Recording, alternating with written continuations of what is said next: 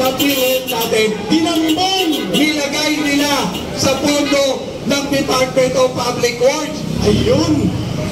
At ibabalik daw dahil nahuli na, pero huli na, nakaw pa rin. Ibalik mo man, nakaw pa rin ang ginawa nila. At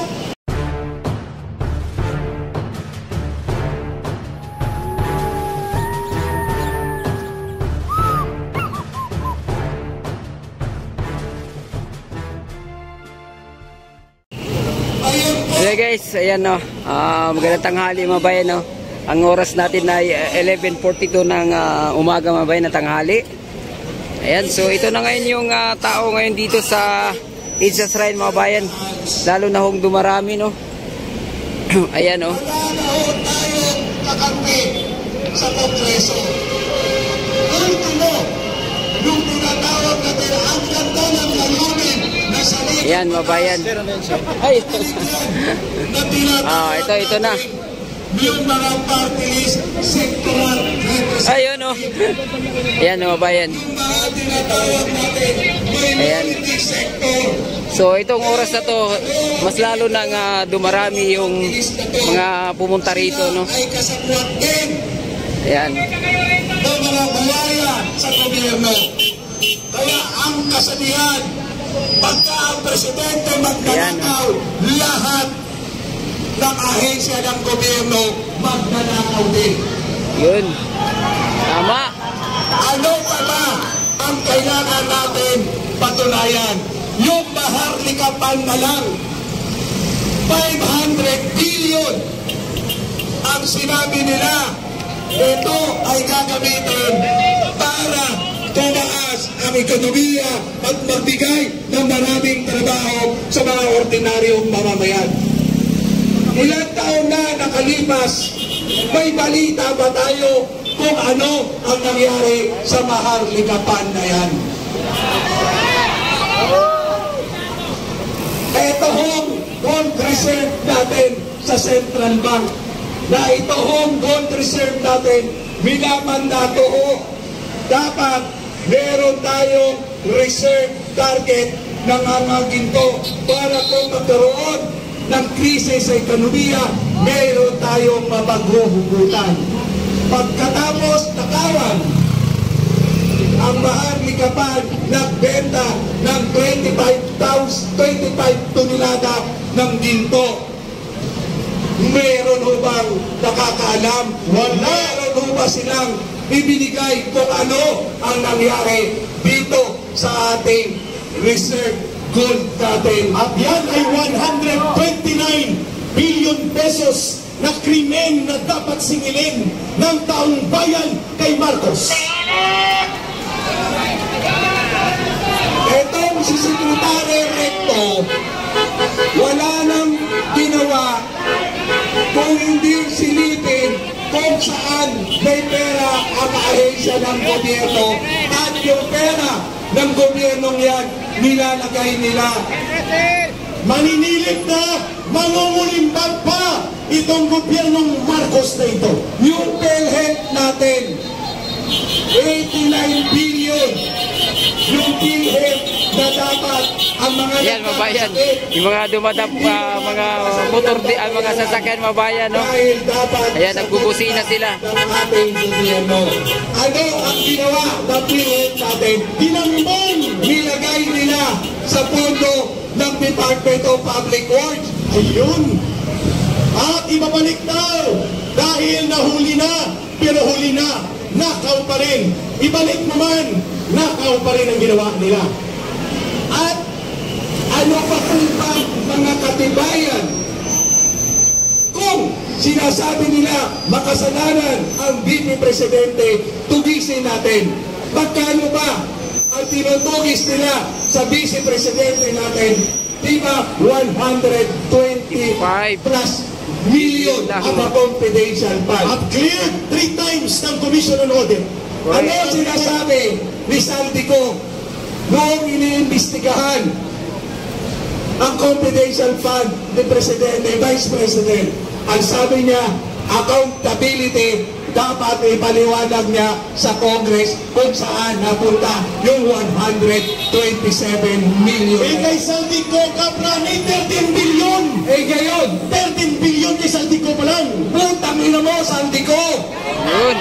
Patahin mo! 13 billion! Gago! Magnanakaw ang putang na! Nasaan ka? Putang ina mo! Magnanakaw! Boy takas! Kamali yun ni Romaldes, boy tago na rin! Palibasa, ginawa kang scapegoat ng pinakabuhaya sa lahat ng congressman. Itago natin sa pangalan ni Speaker putang ina mo, Romualdez. Yes! Nagpapalipitan mo na ang tarantado! Tama lang yan! Mga taong bayan, pulis ka man, MMDA ka man, estudyante ka man, lahat tayo dito ay ninakawan. Ako, taong gobyerno, may sinumpaan ako. Ang sabi na ipagtanggol ko ang konstitusyon ng ating bansa, na maglilingkod ako ng buong puso at katapatan. Iputangin ninyong mga congressman kayo. Nanakaw! Nagpapaglintisin! Nagpapagadilan! Putangin ninyo kayo ang nagpapahirap sa bayang ito. Kusina Marcos Rizal!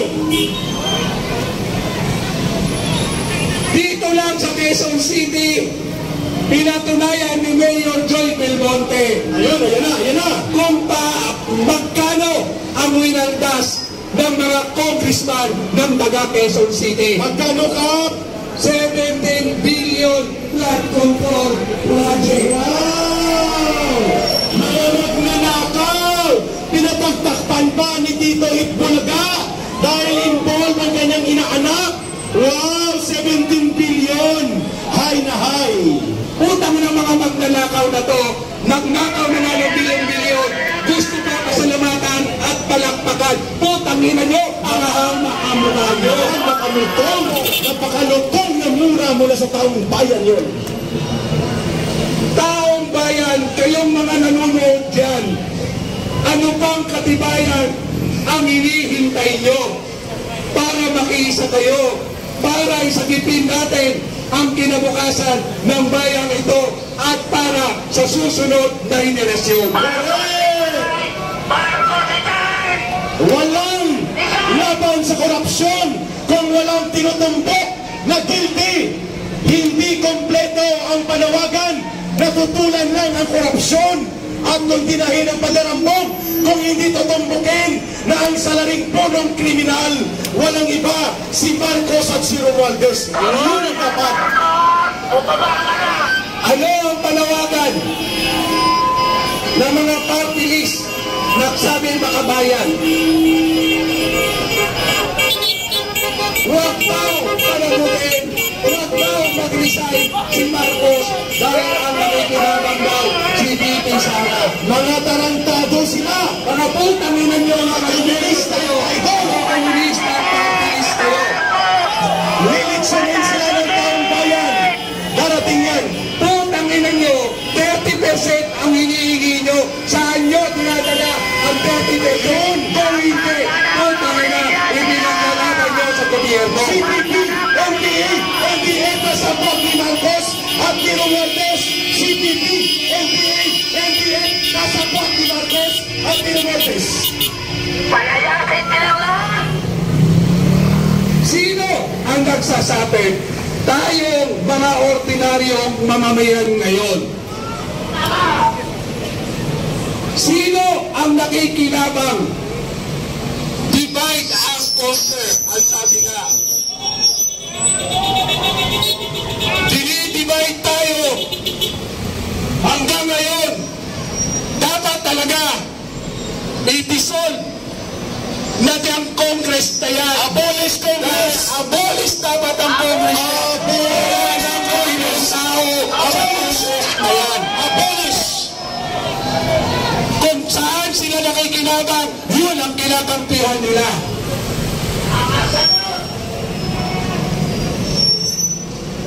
Nasaan na ang makatao nyo? Nasaan na ang makabayan nyo? Buti na lang yung iba kong kasama, selfies sa cellphone na lang. Pero putang ina itong mga ito, selfies sa lahat ng bagay. Papayagan pa ba natin na tayo ay gagahasain ng mga congressman ito, yung mga party list na ito? Hindi na!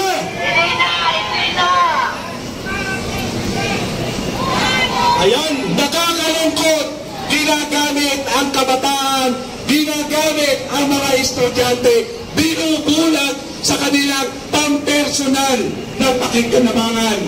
Pero may mga kabataan din na nandito sa atin at kanina Kap, 6 years old, nakahawak ng kanyang kartolina na maliit, ang nakalagay, I am a 6 years old boy. I want to protect my future. Please join me. Ito ang tunay na mukha ng politika natin ngayon. Aywan ko lang kung papayagan nyo pa.